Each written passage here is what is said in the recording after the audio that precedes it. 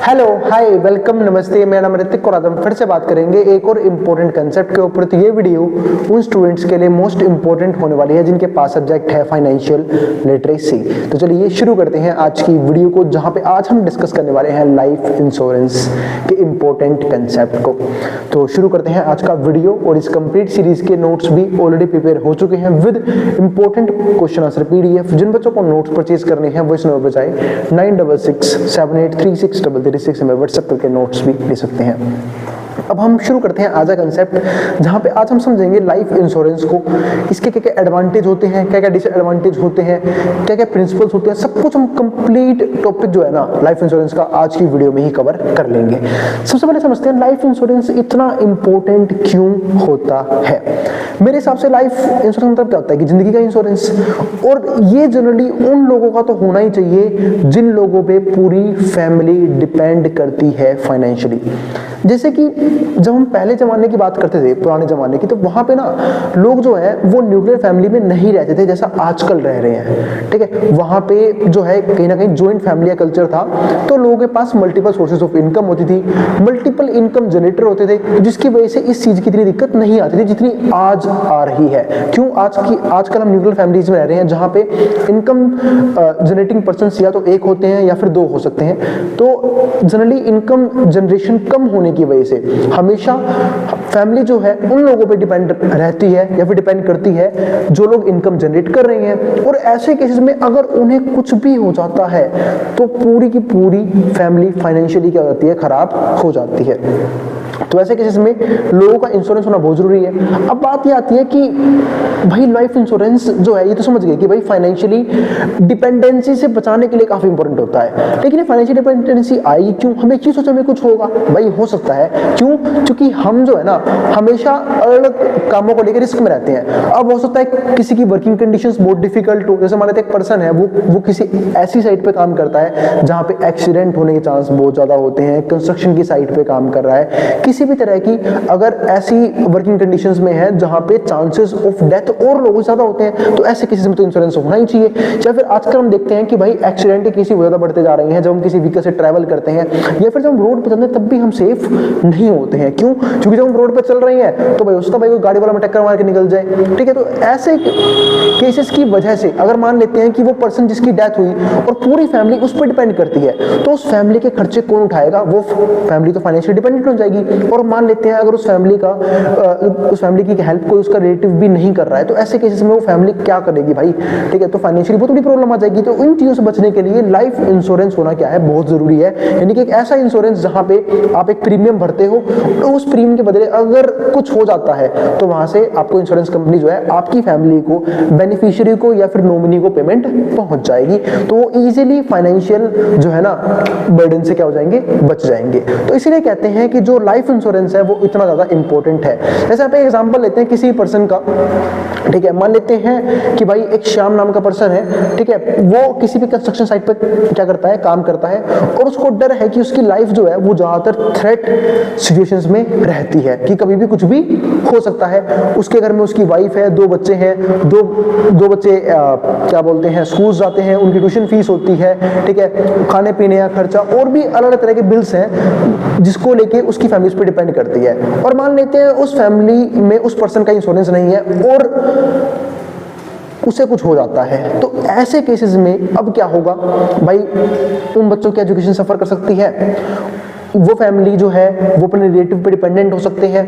ठीक है, फाइनेंशियली हो सकता है जो उसकी वाइफ है यानी कि जो उसकी विडो है उन्हें कुछ ना कुछ काम करना पड़े अपने घर को चलाने के लिए, ठीक है, बिल्स को पे करने के लिए। तो ऐसी प्रॉब्लम्स ना आए, इसके लिए बहुत जरूरी होता है कि एक पर्सन जो है वो अपनी लाइफ इंश्योरेंस करवाए।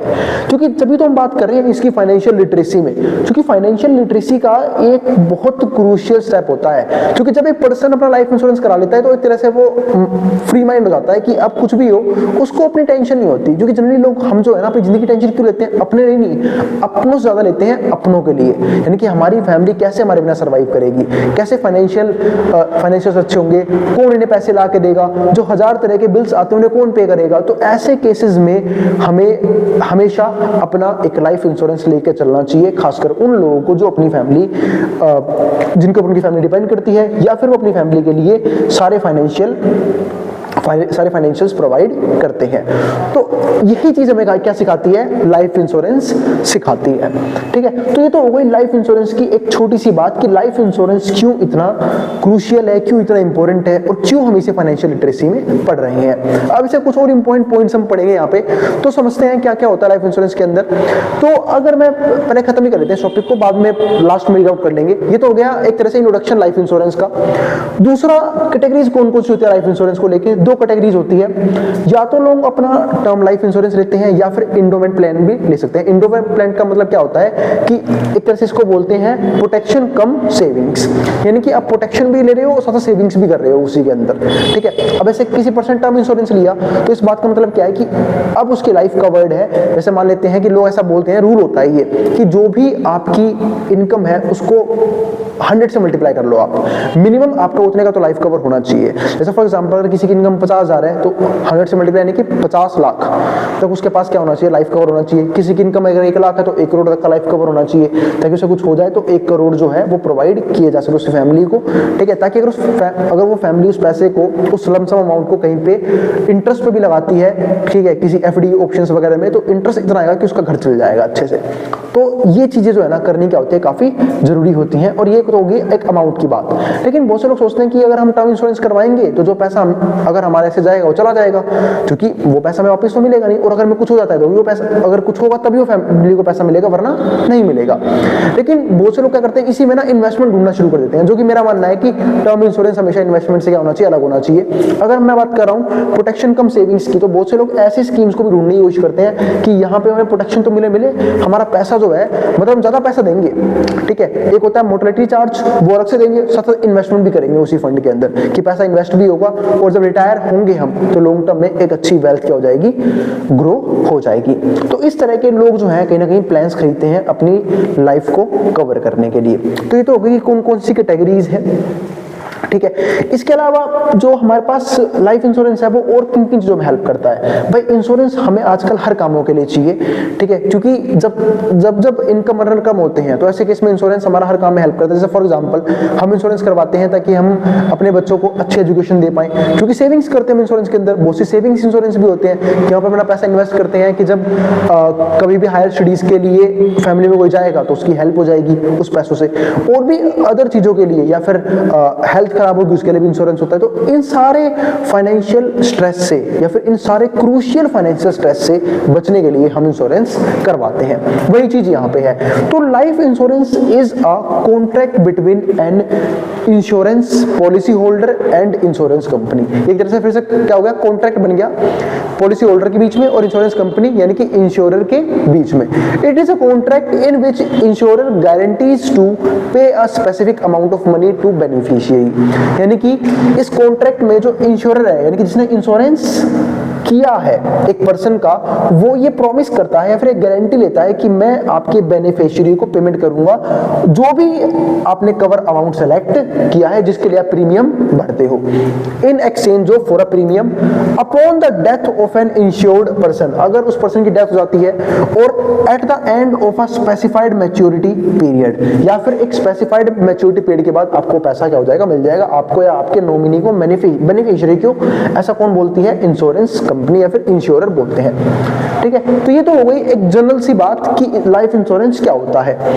इसका अगला पॉइंट क्या आता है, insurance gives both income and sense of security. भाई बिल्कुल सही बात है, इंश्योरेंस जो है वो इनकम भी प्रोवाइड करता है लॉन्ग टर्म में अगर हम देखें तो वो सेंस ऑफ सिक्योरिटी प्रोवाइड करता है कि भाई अब हमारी फैमिली सिक्योर है, किसी तरह कोई भी दिक्कत नहीं आएगी। अगर कल को कुछ खुदा ना खास्ता कुछ हो भी जाता है तो इंश्योरेंस कंपनी बैठी है हमें क्लेम प्रोवाइड कर देगी। तो वो बात हमारे पास यहाँ पे आती है। इसके अलावा buying insurance relieves an individual of an unnecessary financial stress. जब भी हम इंश्योरेंस बाय करते हैं तो एक कहीं ना कहीं इंडिविजुअल को यहाँ मिल जाता है, यहाँ पे रिलीफ मिल जाता है of an unnecessary financial stress, कि किसी तरह का फाइनेंशियल स्ट्रेस वहां पे अननेसेसरी का नहीं होता है। इसके बाद अगला पॉइंट क्या आता है, फ्रॉम स्टार्टिंग ऑफ लाइफ। अगर हम स्टार्टिंग ऑफ लाइफ देखें until the time of retirement, और रिटायरमेंट तक insurance can meet all of needs. यानी कि लाइफ की स्टार्टिंग स्टेज से लेके हमारे रिटायरमेंट तक जो भी हमारी नीड्स होती है, चाहे वो कोई हेल्थ रिलेटेड कोई इशू आ गया, कोई भी एजुकेशन से रिलेटेड कोई इशू आ गया, तो ऐसे केसेस में हम उन इंश्योरेंस बेनिफिट को ले सकते हैं। आजकल आपको पता भी नहीं होगा कि भाई लोन भी ना लोगों का इंश्योरेंस देख के लोगों को दिया जाता है। जैसे फॉर एग्जांपल अगर कोई घर के लोन के लिए अप्लाई कर रहा है या फिर कोई किसी भी चीज के लिए कोई ज्यादा लोन लेने की कोशिश कर रहा है, 30 लाख 40 लाख, ऐसे केसेस में उसका इंश्योरेंस कवर देखा जाता है कि इंश्योरेंस कवर है या नहीं है। आपको बता उसका रीजन क्या है, क्योंकि मान लो कल को पर्सन डेथ हो जाती है तो वो जो लोन लिया गया वो कौन पे करेगा, वो कैसे पे होगा। तो ऐसे केसेस में लोग भी बोलते हैं या फिर जो फाइनेंशियल एडवाइजर ही बोलते हैं कि अगर आपको फ्यूचर में कभी लोन की नीड पड़े, ठीक है, या फिर नीड पड़ सकती है, तो उस चीज के लिए भी आपका इंश्योरेंस एक बहुत सपोर्ट प्रोवाइड करता है। आपके पास इंश्योरेंस होना चाहिए, ठीक है, वो लोग वहां पे चेक करते हैं। तो वही चीज यहाँ पे है। तो from starting of life until the time of retirement insurance can be meet all of needs. इसके बाद categories of life insurance plans. Life insurance plan को लेकर कौन कौन सी कैटेगरीज हैं पहले बात कर चुका हूं, चाहे वो प्योर प्रोटेक्शन हो, चाहे वो प्रोटेक्शन कम सेविंग्स हो। इसी को बोलते हैं टर्म प्लान और इसको हम क्या बोलते हैं, एंडोमेंट प्लान। अब समझते हैं की characteristics of life insurance. Life insurance को लेकर कौन कौन सी की कैरेक्टरिस्टिक्स होती हैं। पहला क्या आता है, life insurance is a legally binding contract. ये एक लीगली बाइंडिंग कॉन्ट्रैक्ट होता है दैट पे अ डेथ बेनिफिट, जो एक डेथ बेनिफिट प्रोवाइड करता है to policy owner, policy owner को यानी कि नॉमिनी को, व्हेन इंश्योर्ड डाइज, जब जो भी पर्सन इंश्योर्ड है उसकी डेथ हो जाती है। तो दूसरा पॉइंट क्या आता है, for a life insurance policy to remain in force policy holder must pay a single premium. या तो पॉलिसी होल्डर एक सिंगल प्रीमियम पे करके भी उसको खत्म कर सकता है अपफ्रंट, और पे regular premiums over policy term, या फिर अलग अलग पॉलिसी टर्म के अकॉर्डिंग रेगुलर प्रीमियम भी वहां पे वो भर सकता है। यानी कि आप सिंगल प्रीमियम में भी काम चला सकते हो या फिर आप मल्टीपल प्रीमियम यानी कि हर महीने भी प्रीमियम पे कर सकते हो। तीसरा, व्हेन द इंश्योर्ड डाइज, अगर इंश्योर्ड पर्सन डाई यानी कि उसकी डेथ हो रही है, the policies named beneficiary will receive policies life cover. तो जो भी बेनिफिशियरी का नाम है उसके ऊपर, जो भी नॉमिनी है उस पॉलिसी का, उसको लाइफ का कवर मिल जाएगा। इसके बाद फोर्थ पॉइंट क्या आता है, term life insurance policies expire after a certain number of year. तो टर्म लाइफ इंश्योरेंस है वो एक पर्टिकुलर टाइम पीरियड के बाद खत्म हो जाता है। Permanent life insurance policies remain active until the insured dies. लेकिन जो परमानेंट लाइफ इंश्योरेंस है वो हमेशा चलता रहेगा जब तक वो पर्सन की डेथ नहीं हो जाती और स्टॉप्स पेइंग प्रीमियम, या फिर जब तक वो प्रीमियम पे करना बंद नहीं कर देता। क्योंकि अगर प्रीमियम पे करना बंद कर दे इसका मतलब क्या है कि पॉलिसी वहीं पे खत्म हो जाती है और सरेंडर्स द पॉलिसी, या फिर पॉलिसी को सरेंडर कर देता है। फिर फिफ्थ क्या आता है, a life insurance policy is only as good as the financial strength. एक जो लाइफ इंश्योरेंस पॉलिसी होती है वो उतना ही अच्छा होता है जितना financial strength of a company that issues it. मतलब हमेशा ऐसी कंपनीज की तरफ जाओ जिनका फाइनेंशियल जो है काफी अच्छा है, जो इजी लाइफ कवर प्रोवाइड कर देगी, जिनका क्लेम रेट वगैरह काफी अच्छा हो। और ये तो हर इंश्योरेंस के लिए बात बोली जाती है।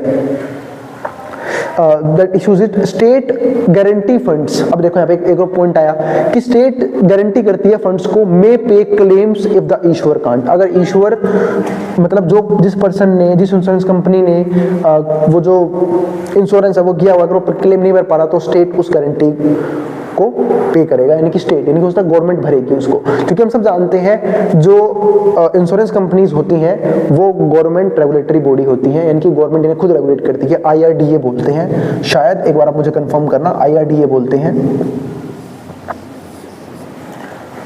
ठीक है। इसमें शायद ये होता है कि इंश्योरेंस रेगुलेटरी, ठीक है, डेवलपमेंट अथॉरिटी, ठीक है। ये आप एक बार चेक करना, इसकी फुल फॉर्म मुझे कमेंट बॉक्स में कमेंट करना, ठीक है। ये रेगुलेटरी बॉडी होती है इंश्योरेंस कंपनीज को लेके। इसके बाद आप अगला पॉइंट क्या देखेंगे हम यहाँ पे, principles of life insurance. Life insurance के कौन कौन से अलग अलग प्रिंसिपल है। पहला पॉइंट क्या आता है, इंश्योरेबल इंटरेस्ट। भाई जो पर्सन अपने आप को इंश्योर करवा रहा है, जिसने अपना इंश्योरेंस करवाया है, उसका इंटरेस्ट कैसा है, वो कहीं कंपनी के साथ दगाबाजी यानी कि स्कैम करने तो नहीं आया। ये चीजें भी चेक की जाती है। इसको हम क्या बोलते हैं, इंश्योरेबल इंटरेस्ट, कि भाई इंटरेस्ट है उस पर्सन का, कैसा है वो पर्सन, ठीक है। ऐसा ना हो धोखा देके निकल जाए, वो स्कैम करने के लिए हो, सुसाइड कर ले पॉलिसी लेते ही। पर जनरली कंपनीज को पता होता है, तो कंपनीज ने तो ये पहले ही क्या रखा है कि सुसाइडल क्लेम हमेशा 1 साल के बाद ही दिया जाएगा। तो इंश्योरेबल इंटरेस्ट का पता होना चाहिए। दूसरा, मिनिमल रिस्क। भाई रिस्क तो इंश्योरेंस कंपनी को भी लेना पड़ता है, क्योंकि जब भी एक पर्सन को लाइफ इंश्योरेंस करवाना होता है, जैसे मान लो मैंने करवा रखा है अपना, तो वो बाकी डिटेल्स ही पूछती है, यानी कि हेल्थ के बारे में पूछती है कि भाई वो जो पर्सन है वो स्मोकिंग वगैरह करता है या नहीं करता, ठीक है, ड्रिंक वगैरह करता है या नहीं करता, ड्रिंक का मतलब पानी से नहीं है, समझ गए ना तुम लोग, हाँ, ड्रिंक करता है या नहीं करता, या फिर कोई क्रिटिकल इलनेस वगैरह तो नहीं है, वो सब चीजें चेक करके ही उसे इंश्योरेंस बेचा जाता है। वरना कहीं ना कहीं हो सकता है भाई उसे कोई क्रिटिकल इलनेस हो या फिर उसकी डेथ होने वाली हो किसी भी रीजन की वजह से और वो पॉलिसी होल्ड करना चाहता है, तो ऐसे केसेस में तो जो कंपनीज है रिस्क में आ जाएगी। तो इस चीज से बचने के लिए वो लोग पहले ही पूरा मेडिकल करवा लेते हैं, ठीक है। तीसरा, गुड फेथ, एक अच्छा फेथ होना चाहिए, यानी कि डॉक्यूमेंटेशन प्रॉपर होना बहुत जरूरी है, यानी कि इंश्योरेंस कंपनी को सब कुछ पता है जिस पर्सन ने इंश्योरेंस करवा रखा है उसके बारे में। दूसरा, जो पर्सन इंश्योरेंस करवा रहा है उससे सब कुछ पता है इंश्योरेंस कंपनी के बारे में। ये चीजें बहुत जरूरी होती हैं, क्योंकि जब तक अवेयरनेस नहीं होगी तो हो सकता है भाई कुछ दिक्कतें आ जाए, उसे क्लेम वगैरह ना मिल पाए फ्यूचर में, उसकी फैमिली को क्लेम वगैरह ना मिल पाए। तो उन दिक्कतों से बचने के लिए गुड फेथ होना बहुत जरूरी है दोनों का आपस में। लॉ ऑफ लार्ज मेंबर्स, इसकी बात तो मैं कर ही चुका हूं कि एक तरह से बहुत लोग जो इंश्योरेंस करवाते हैं उन सबका एक पैसा एक पूल में इकट्ठा होता है, ठीक है, फिर उसी से उन लोगों को पैसा दिया जाता है जिनकी लाइफ में किसी न किसी तरह की दिक्कतें आ रही है, फाइनेंशियल स्ट्रेस आ रहे हैं, लाइफ को थ्रेट हुआ है, ये चीज, क्योंकि यहाँ सारा गेम किसका होता है, प्रोबेबिलिटी का। अब कुछ बात करते हैं डिसएडवांटेज ऑफ लाइफ इंश्योरेंस के बारे में कि लाइफ इंश्योरेंस का डिसएडवांटेज क्या क्या होता है। अगर मैं एक एक करके बात करूं तो पहला तो ये कि भाई अवेयरनेस होनी बहुत जरूरी है, वरना हो सकता है कि कोई कंपनी ऐसी हो, ठीक है, वो उनके कुछ हिडन रीजंस भी होते हैं, कुछ हिडन टर्म्स एंड कंडीशन भी होती हैं, ठीक है, जिनकी वजह से वो कहीं ना कहीं अपने कस्टमर के साथ, अपने इंश्योरर के साथ क्या कर सकती है, इंश्योर्ड पर्सन के साथ एक तरह से स्कैम वगैरह कर सकती है। तो इस चीज को लेकर बोलता हूँ कि मैं पता होना चाहिए हर एक उस पर्सन को जिसने अपना इंश्योरेंस करवा रखा है उसे किस किस चीज का कवर मिलेगा, किस किस चीज का कवर नहीं मिलेगा। दूसरा पॉइंट ये, जैसे जैसे एज बढ़ती है हमेशा लाइफ इंश्योरेंस की कॉस्ट बढ़ती रहती है, इसलिए कहते हैं कि लाइफ इंश्योरेंस एक ऐसा इंश्योरेंस है जितना जल्दी करवा लो उतना अच्छा है, कॉस्ट उतनी ही कम आती है और वही प्रीमियम जो है ना हमेशा के लिए क्या होता है, लॉक हो जाता है। तो इसलिए अच्छा है कि जितना जल्दी हो सके, जितना अर्ली एज में आप लाइफ इंश्योरेंस करवाओगे आपका प्रीमियम उतना ही क्या आएगा, कम आएगा। यानी कि जितना हम अपनी बुढ़ापे की एज तक के लिए की तरफ बढ़ते हैं, ओल्ड एज की तरफ बढ़ते हैं, वैसे वैसे लाइफ इंश्योरेंस का प्रीमियम महंगा होता चला जाता है। तो ये एक डिसएडवांटेज आप कह सकते हो। तो ये 2 पॉइंट हो गए, ठीक है। इसके अलावा ठीक है और तो कोई मेजर यहाँ पे क्या है, डिसएडवांटेज नहीं है। हाँ, एक डिसएडवांटेज और भी है कि जब भी इंश्योरेंस करवाते हैं कुछ लोग, इसकी वजह से कुछ आम लोगों को भी खतरा आता है जिनका इंश्योरेंस नहीं होता। जैसे फॉर एग्जांपल लोग पता है क्या, एक तरह से ना मैं केयरलेसनेस करना शुरू कर देते हैं। अब ये केयरलेस क्यों हो जाते हैं वो समझाता हूँ आप लोगों को। जैसे फॉर एग्जांपल किसी ने अगर मान लेते हैं, मान लो मैं ही हूँ, मैं एक व्हीकल ड्राइव करता हूँ और मैंने अपना इंश्योरेंस करवा रखा है, ये कल कुछ भी होगा मेरी फैमिली सेफ है, मेरे को क्लेम मिल जाएगा। तो कई लोग जो है ना इसका गलत बेनिफिट होते हैं, जैसे कि रैश ड्राइविंग वगैरह करना, कि भाई मैं तो इंश्योर्ड हूँ, मुझे कुछ हो भी गया तो क्या दिक्कत है, फैमिली को तो क्लेम मिल ही जाएगा, ठीक है। या फिर मान लो व्हीकल वगैरह, अगर व्हीकल का भी अगर मान लेते हैं इंश्योरेंस है, व्हीकल वगैरह ठोक भी गई तो इंश्योरेंस वाले कवर दे देंगे, तो क्या ही फर्क पड़ता है, हम लोग कैसे भी कुछ भी करें। तो ऐसे केसेस में ना जो आम लोग हैं, हो सकता है जो सड़कों पे चल रहे हैं, ठीक है, तो उनका कोई क्लेम मतलब एक तरह से कह सकता हूं कि उनका कोई इंश्योरेंस वगैरह नहीं है, तो ऐसे केसेस में उनको नुकसान पहुंचता है, ठीक है। तो ये कहीं ना कहीं बहुत दिक्कतें वाली बात है कि जो इंश्योरेंस है, जिनके पास इंश्योरेंस है, वो कहीं ना कहीं केयरलेस तरीके से वो चीजें करते हैं जो उन्हें नहीं करनी चाहिए, ठीक है। सेफ ड्राइव नहीं करते, रैश ड्राइव करते हैं, ठीक है, जिनकी वजह से आम पब्लिक को क्या होती है, बहुत सारी दिक्कतें आ सकती हैं। तो ये कुछ मेजर इश्यूज हैं लाइफ इंश्योरेंस के, डिसएडवांटेजेस होते हैं ये किसके, लाइफ इंश्योरेंस के, ठीक है। तो ये मैंने आपको कुछ पॉइंट समझाया कि भाई क्या क्या होता है लाइफ इंश्योरेंस, कैसे कैसे काम करता है और किन किन कैटेगरीज के अंदर हम इसे बांटते हैं, क्या क्या फायदे होते हैं, क्या क्या नुकसान होते हैं, सबकी बात हम कर चुके हैं आज की वीडियो के अंदर। अब हम मिलेंगे अगली वीडियो में जहां पे हम बात करेंगे इंश्योरेंस के बाकी बचे हुए कंसेप्ट्स के बारे में। तो अगर भाई वीडियो पसंद आए तो वीडियो को लाइक भी कर देना और चैनल को सब्सक्राइब भी कर देना ऐसी वीडियोस के लिए। उन बच्चों में शेयर भी कर देना जिन बच्चों का एग्जाम होने वाला हो सेम सब्जेक्ट का। अब मैं मिलूंगा अगली वीडियो में जहां पे हम बात करेंगे इसके नेक्स्ट कंसेप्ट के बारे में। नोट्स के लिए आप इस नंबर पे यानी कि 9667836036 में व्हाट्सएप करके नोट्स भी ले सकते हैं। अब इसको जो उतारना है वो उतार सकता है।